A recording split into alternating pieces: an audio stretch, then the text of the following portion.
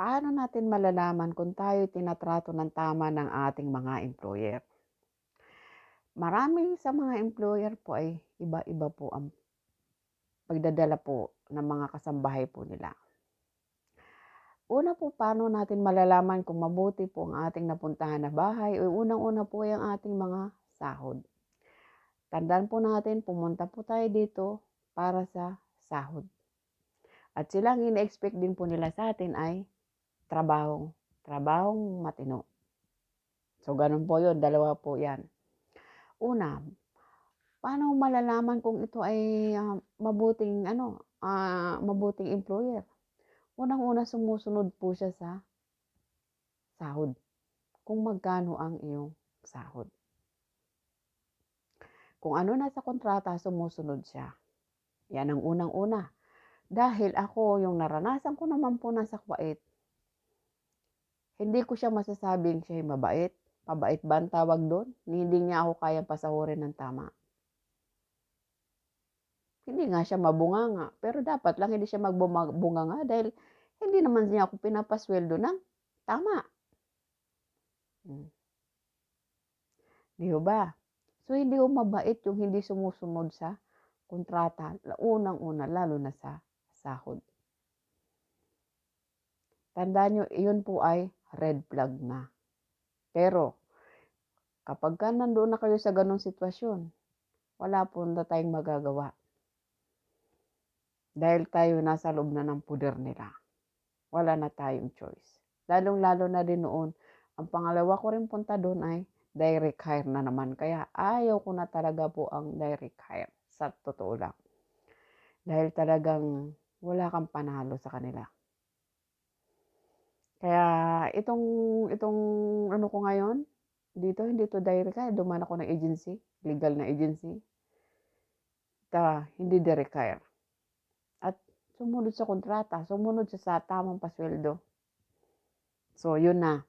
Kapag hindi sumusunod po sa inyong sweldo, sa tamang pasahod, asahan nyo po, hindi po yan matinong employer. Dahil ang matinong employer, sumusunod po sa tamang pasweldo. Sunod, pinagdadamutan ka ba ng pagkain? Sinasabi ba sa'yo na kung ano yung kainin mo lang? Kasi marami din pong ganyan. Pero sa karanasan ko, ay awa ng Diyos, hindi ko pa yan naranasan. Kung ano yung pagkain dyan, kainin mo. Hindi talaga kaya kung salata lang ang laging maiiwan sa inyo, abay, kainin niyo po yun. Pagpasalamat po tayo dahil kahit salata, alam niyo po ba kung gaanong sustansya ang ilalagay niyo sa inyong katawan? Yun para hindi kayo magkasakit. Kung hindi po tayo nabibigyan ng burger, wag na tayong sumaba ang loob. Basta mayroong salata dyan, fights na, yun na po yun kasi hindi po kayo magkakasakit. Kaya huwag tayo sumasama ng loob. Kung ano lang yung meron dyan, kainin natin. Ngayon, kung wala kang pagkain dyan, na may bigas naman magluto kayo, magsaing. Hindi naman pwede yung amo ang magluluto para sa'yo. Siyempre, ikaw. Magluto ka. Diba? Diskarte pagdating sa ganyan. Kasi nandun ko, andyan ka na Andyan ka na sa lugar nila Hindi ka basta-basta makaka-atras. Sunod, pinapagamit ka ba ng cellphone? Pinagbabawal ka ba?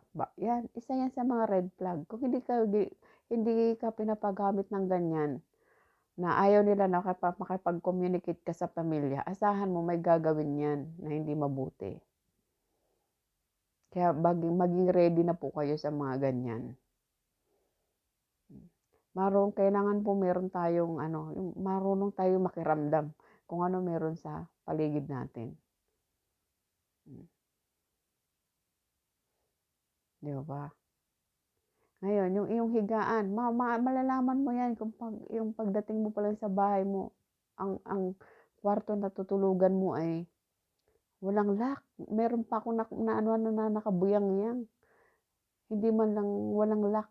Ayaw daw ipasarado ng amo. Bakit? Privacy mo yun.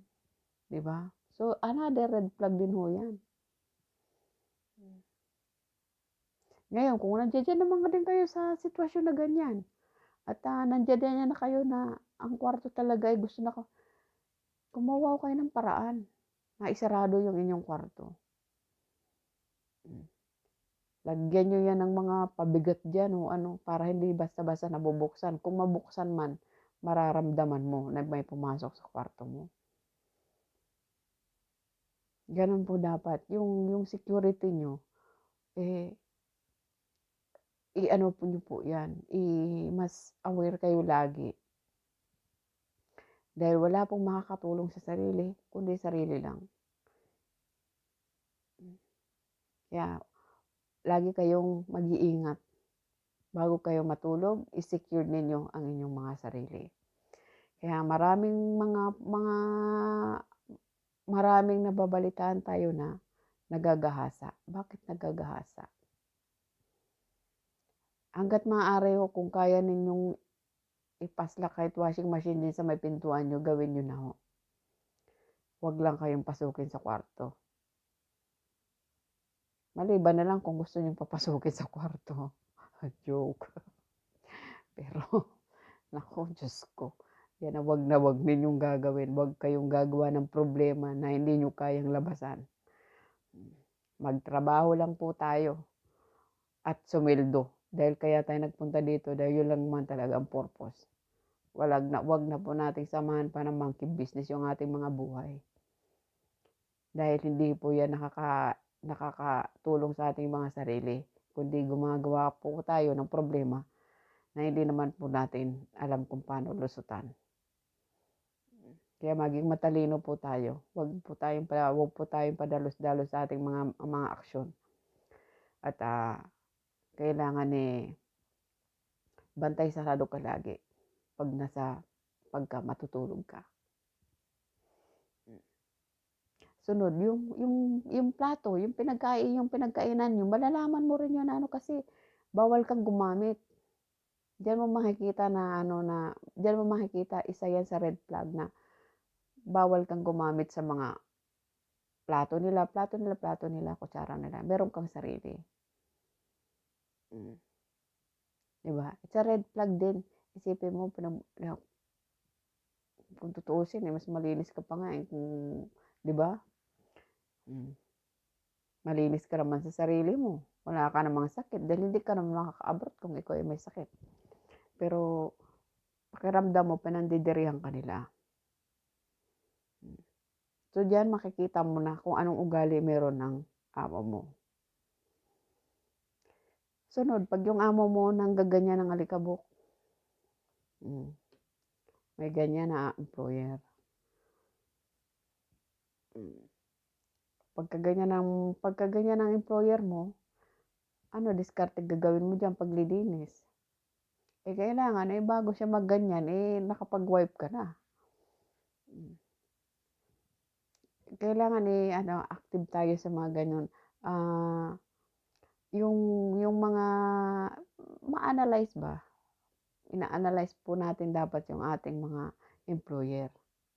Lalo-lalo na pagdating sa trabaho. Lagi tayong aware sa kanila.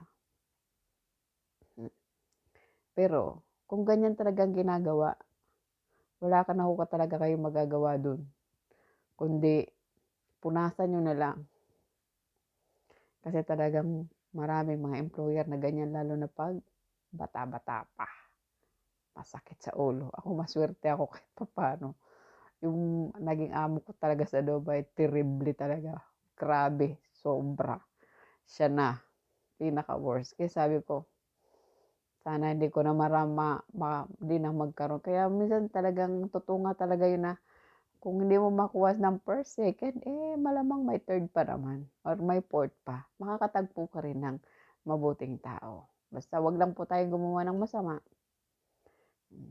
At ipagdasal po natin kung ano yun po yung mga na gusto natin na employer. Kasi ito pong aking employer na ito, pinagdasal ko rin po ito. Kasi nagtaka ako noon nung pumirma ako ng kontrata na 2 tao lang. Hindi po posible naman itong 2 tao lang. Tapos di ba, married siya, tapos 2 tao lang. Yung pala, yung aking employer na pumirma sa aking kontrata ay anak. yung pala nilagay nila ako dito sa parents nila, tatay, nanay, which is, elder na. Yun nga, pero ano, wala ng gano'n, kasi hindi na masyadong istrikta pagka gano'n ang edad, eh. Basta maasikaso mo lang sila sa pagkain, mga damit nila, at siyempre pagka gano'n na yung employer mo, ituring mo talagang magulang mo. Kasi siyempre masama naman din yung hindi natin meron din alam niyo ba na meron din akong napanood no'n na matanda na, may alaga siya na caregiver yata 'yun, napanood ko na video, caregiver siya tapos sinasaktan niya yung ano niya, inaalagaan niya. Tina ang sama, hindi ano 'yun, hindi ho tama 'yun. 'Pag matanda na, irespeto po natin kasi hindi na nga kaya tapos, 'di ba, ikaw pa mismo, ikaw na nga mag-aalaga tapos ikaw pa mismo mananakit, hindi. Ako sa kanila iniingatan ko sila. Kaya ako yung cellphone ko, ito na lumalabas ako sa labas ng bahay diyan, maglilinis ako, naka-headset ho ako. Kasi at 'yun pinag-usapan na namin 'yan, naka-headset kasi hindi nila makontrol dito, hindi na maawat, eh. Kaya ang sabi ko sa kanya, anytime tumawag ka lang, i-miss call mo lang ako, pupuntahan kita kahit anong oras, walang ano. Kaya nagkasundo na kami sa ganyan, wala sa amin dito nagsisigawan. Gano'n din yung mga anak, kung may kailangan sila sa'kin, miss call nila ako. Hanapin ko kung nasaan kaya sila nung nag-miss call sa'kin. Kasi kaya andodo'n yung ano, yung tiwala nila sa'kin pagdating sa cellphone, kasi wala akong kinakausap na iba maliban lang sa kanila. Kaya 'pag tatawag sila, hahanapin ko na, "Tumawag ba kayo?" "Oo." So gano'n, kung marami kang katawagan, hala, 'wag gano'n sister.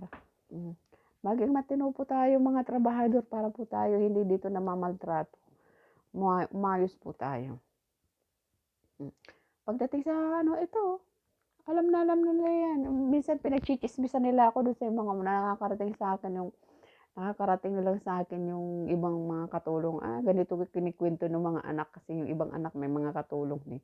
Ikukuwento do'n at ikukuwento din sa akin. Ganito, ganito ka daw, nagtatrabaho ka raw, naka-headset. Sabi ko, problema na nila 'yun, basta kami nagkakaintindihan kami ng nanay niya. Hmm, So gano'n, hindi na issue sa'kin yung pagse-cellphone. Kasi hindi ko naman siya ginagamit sa ano, hindi ko naman siya ginagamit kung nasa oras ako ng trabaho, eh. Hmm, nagraradyo lang ako, nakikinig ako ng music at naririnig pa nila 'yan pagka kausap nila ako, bababa ko siyang ganyan, naririnig nila tsa-tsa yung tugtog. So so gano'n, pero sa ibang employer hindi mo magawa 'yan. Hmm. Kaya swertehan lang po talaga, pero ang unang-una lang po talagang sikreto diyan pagka ang inyong amo ay medyo, 'pag naramdaman niyo naman na may pagkamabait ito, mabait naman, abay baitan niyo rin po. Bigyan niyo ng doble-dobleng kabaitan. Dahil 'yan po ang magiging tagapagtanggol ninyo. Kasi ako naranasan ko 'yan dito. Hmm.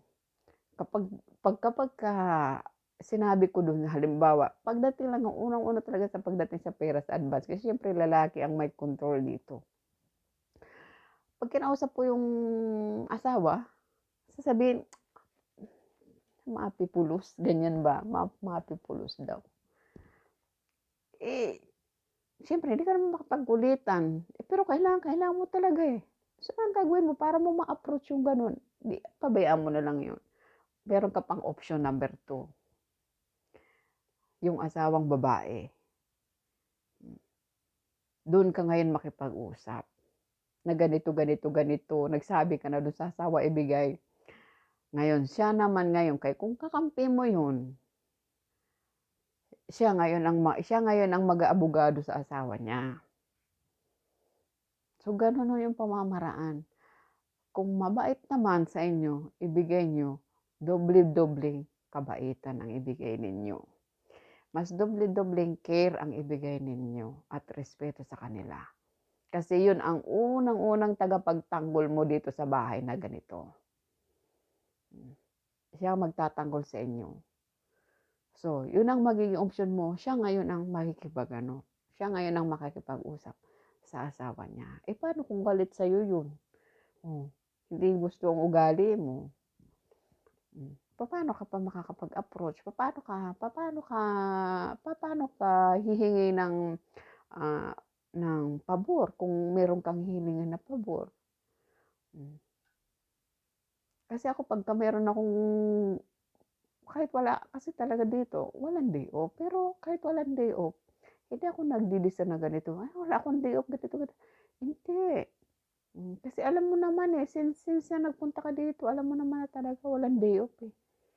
Hindi naman blind sa'yo 'yan, eh, na day off. Pero 'pag nagsabi naman ako na gusto kong bumili ng ganito, pupunta ako sa ganito, pupuwede ba? Wala namang problema, sasabihin na, "Sige mag-antay mo muna, maghahanap tayo ng sasama sa'yo dito." Hindi ka naman basta lalarga-larga lang, siyempre kailangan mo ng sasakyan at may magmamaneho sa'yo, maglalakad ka. Hmm, 'di ka kung dito nga, eh, kapitbahay nga lang namin yung tindahan diyan ng bakala, sa akalain mo hindi man sila naglalakad, kukuha pa ng sasakyan. Hmm, buti katulad natin sila. Hmm, siyempre, medyo wait ka lang. Hindi naman natin talaga makukuha sa on the spot yun. Pero at least nasabi mo na mayroon kang kailangan na gano'n, hmm, puwede kang pagbigyan. Kaya ang sikreto po talaga diyan ay maging mabait po tayo lalong-lalo dun sa amo nating mga babae. Huwag po tayong makikipag-usap ng hindi lalo na sa mga lalaki na wala naman tayong issue doon. Dun po tayo sa mga asawa nila kasi mas higit yung nakakaintindi. Unang-una may mga anak yun at alam din naman may mga anak ka. So, andun din yung understanding nun. So, ganun ang ano natin, yung pang last option. Kumbaga silang dalawa kasi yung pinaka-option natin dalawa, eh. Kung hindi natin makuha dun sa isa, edi dun sa isa. Kaya kung mabuti po ang ginagawa po sa'tin, doblehin pa ho natin yung buti. Ibigay din po natin sa kanila para yung respeto nila sa atin, eh, hindi rin po mawala at, kahit papaano hindi rin po nila tayo pababayaan. Kasi ako nung sabagay sa 5 years ko dito isang beses pa lang ako dito nilagnat, hindi pa nga lagnat na ano yun, eh, parang sinat-sinat lang. Nag-iisip natataranta na, "Uminom ka na ba ng gamot?" Ganyan. Pati mga anak concern, "Bili ng gamot o kung hindi pa matanggal yan dadalhin na kita sa ospital, ah." So gano'n. Hmm. Kaya dito sa totoo lang hindi ka puwedeng mag-refuse, kailangan mo talagang makisama. Sa totohan sa dami ng mga anak nito, pagka nakiusap sa'yo na pupuwede mo ba linisin yung mga bahay nila, ginagawa ko, may bayad o wala, kahit thank you lang okey na. Dahil hindi ka po talaga puwedeng mag-refuse, kailangan mo rin pong makisama. Pero may time din naman na yung tao na yun na humiling sa'yo ng pabor, puwede mo rin naman yun hingian ng pabor sa mga darating na araw. So, gano'n po dapat. Kasi wala ka na, hindi ka puwedeng makipag-ano, eh. Paano sasabihin mo na kahit pagod na pagod ka na, ayoko. Papaano mo gagawin yun? 'Di lalo lang bibigat ang dugo sa'yo nun. Kaya kahit mabigat, kahit pagod ka na, kasi ako nangyayari sa'kin yan sa ano lang sa katotohanan ng bilang ganitong trabaho. Napakahirap talaga. Kaya hindi mo nire-ready ang sarili mo, hindi mo kakayanin ito. Dapat isip at katawan, naka-set up ka na dapat sa pagka pinasok mo yung ganitong trabaho. Hindi ito trabaho na kagaya sa labas na 8 hours work lang. Dito hindi. Dahil nasa loob ka ng bahay, uutusan ka anytime. Lalo na kung yung amo mo walang konsiderasyon. 'di ba? Kaya maging ano po tayo, maging maging aware po tayo. Pagka gano'n po ang naging trato sa inyo ng employer ninyo, medyo mag-adjust-adjust na po kayo. Pero pagka ang inyong sahod ay nakompromiso na, 'yan, gumawa na kayo ng paraan papaano kayo makaalis diyan. Kasi nagsasayang lang kayo ng pagod ninyo na tinatrato kayo alipin. Dahil kung hindi ka pa sasahurin ng tama, ibig sabihin nun, inaalipin ka na. Kasi ako nung dumating ako dito, nung pagdating sa sahod, nung isang buwan na medyo delay na yata, mukhang hindi binibigay, eh. So, kinausap ko na siya, kinakausap ko na kaagad, "Kailan niyo ho ba pa sasahurin?"